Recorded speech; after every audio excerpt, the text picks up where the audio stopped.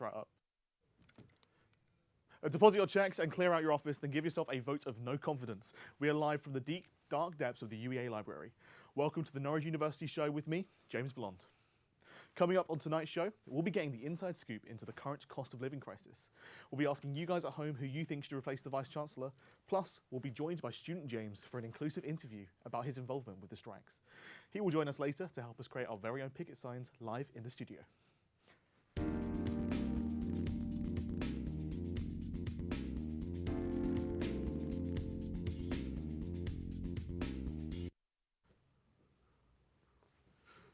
Hello and good evening and welcome to the Norwich University Show, the show that brings you the most topical debates and investigative journalism from the Eastern Norwich area. With me in the studio, as always, is our very own roving reporter Patrick, who until recently thought a strike was something you achieved whilst bowling. He'll be asking a very important question to the people of UEA. Yes, and thank you, James.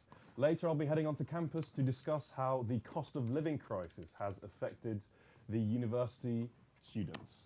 How are you doing today, James? I'm very good. So how's it been affecting you personally? It's been affecting me a lot, actually, because in my weekly shop, usually I like to buy around seven bananas, just to last me the whole week. Yeah, one a day. But yeah, you know what they say: one banana a day keeps the monkeys away.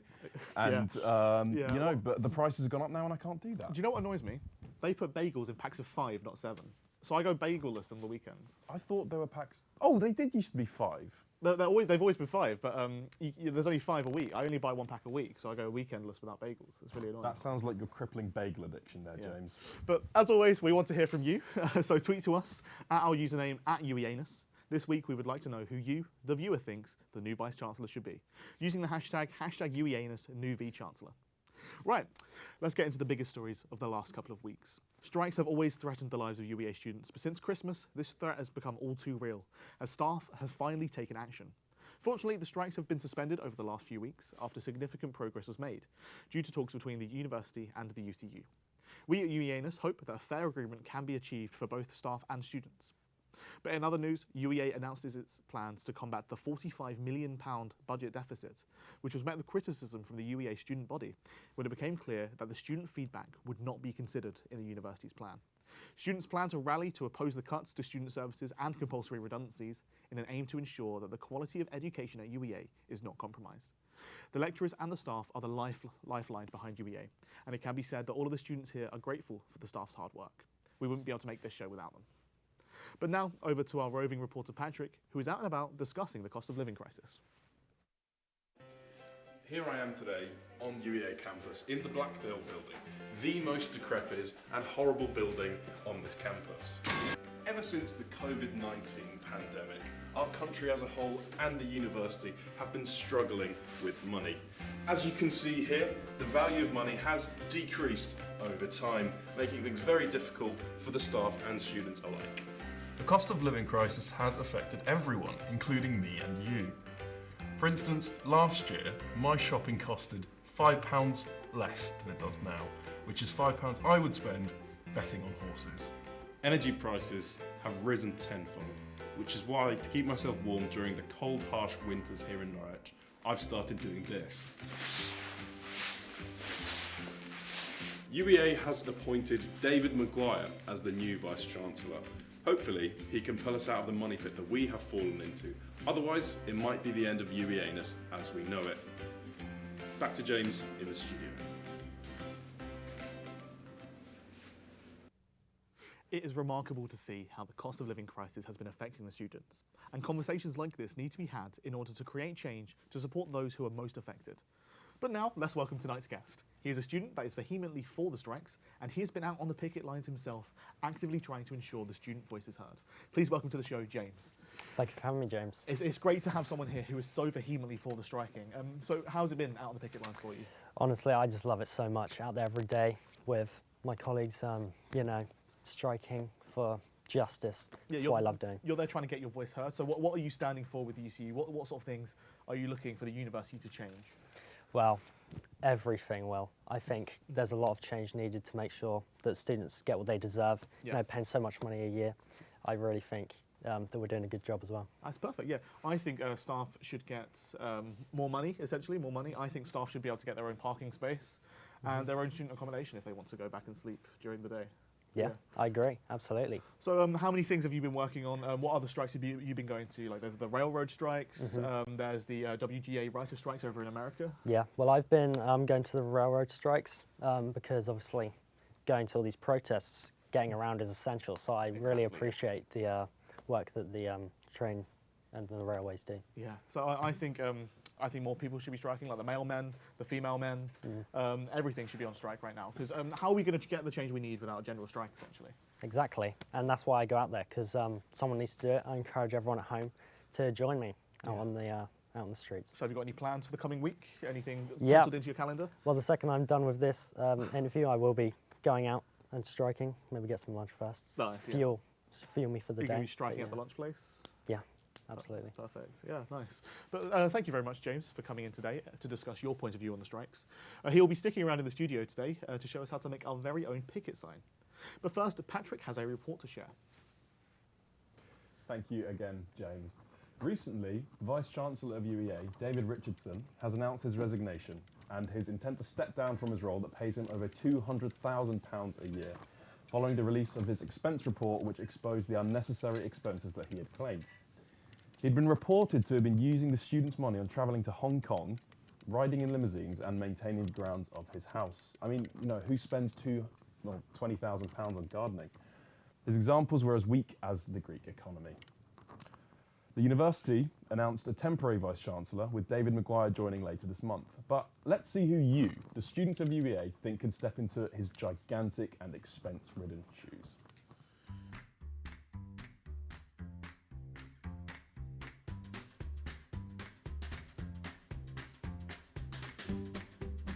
I think Jeremy Clarkson should replace the Vice Chancellor. Does it have to be like a serious answer? Okay, can I just say like Sylvester? Oh my gosh.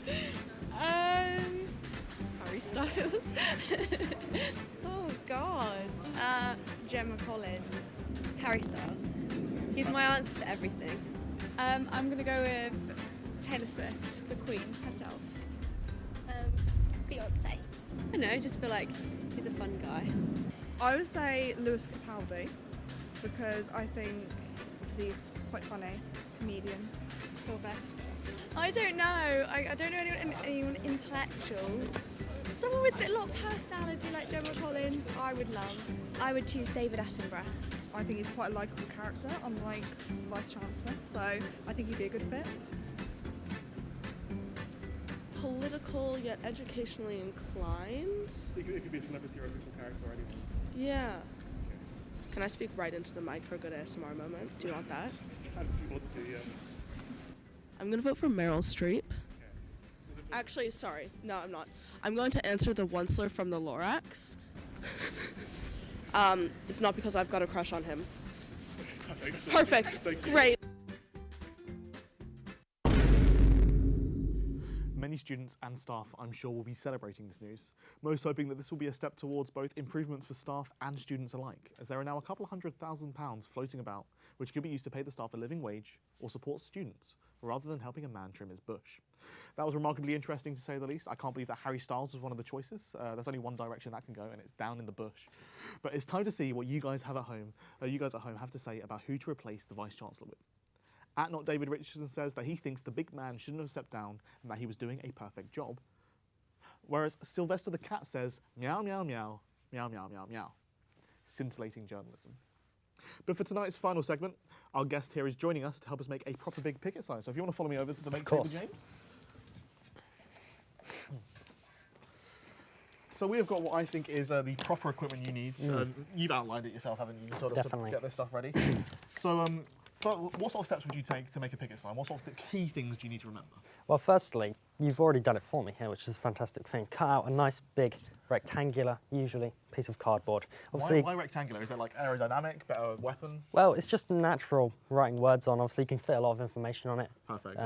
Yeah, and obviously you can change the shape up if you want to, get creative. Yeah. Like hexagons, Exactly. Yeah. dodecahedrons, Any shape you want. tetrahedrons, Yeah. Yeah, absolutely. Mobius strip. Yeah. So so what sort of thing would you write down when you're making a sign? So, as I don't know what we're protesting specifically, we're going to go for something quite vague. Yeah. So, Just write something here. Juice. Oh, justice. You're protesting Justice. Zack Snyder. Yeah. Yes. Okay. So let's say if I was to say do an anti-UEA one, I would be like. You give it a go.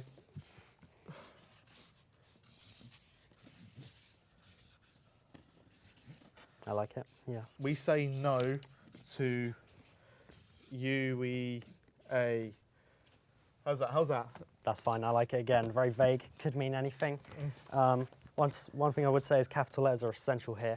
Yeah, obviously. Just very bold and, really get the message across. Also, your colour selection. I mean, green is a nice colour, but black, red, blue, like these bold colours are very essential. They need to be striking to the eyes. essentially. Indeed. That's what And I'm something trying to say. we haven't done because we don't quite have time, but 3D like letters and like make bubble them. writing. Yeah. So sort of like these ones, the examples that we made earlier. These are Yeah. really nice. This one's yours, isn't it? No means no. Yeah, that is one of mine. Yeah. You like to exaggerate. I'm proud of that one. Yeah. Yeah. So how would give us a demonstration of how you would hold up this sign? So this one not having a pole is fine. Not Yeah. every sign needs a pole. So you'd want to hold this either side like this and raise above your head. Yeah. So like this. Exactly, like that. Would you give it like any sort of like movement like this? Yeah, maybe when you're chanting stuff, so as you're shouting, maybe you raise it like this. Yeah. And if you would have a pole, let's pretend this pen is a pole. Yeah. So would you sort of do it like this? Exactly, so you'd have two hands on the pole and That is lift up in the air. I feel like I'm out there on the pickets myself, but obviously I wouldn't do it. Yeah. But it's important to attempt to make stuff utilising reusable and efficient resources. UEANUS is proud to be an Albert Sustainable Certified production, and we've attempted to reduce our carbon footprint by reusing all of our props, and all 15 of the crew arrive in one single clown car. But thank you very much for helping us come here and make this sign. It's beautiful, James. It's absolutely beautiful. But that's sadly all we have time for here at UEANUS. Join us next week to discuss the rising accommodation prices, a ban on the Hive communal piano, and plans to freeze over the lake to fit a multi-storey car park. As always, say thank you to our guest, and thank you for tuning in to us in the studio. We hope you have a great UEA night. Cheers, thank you, and goodbye.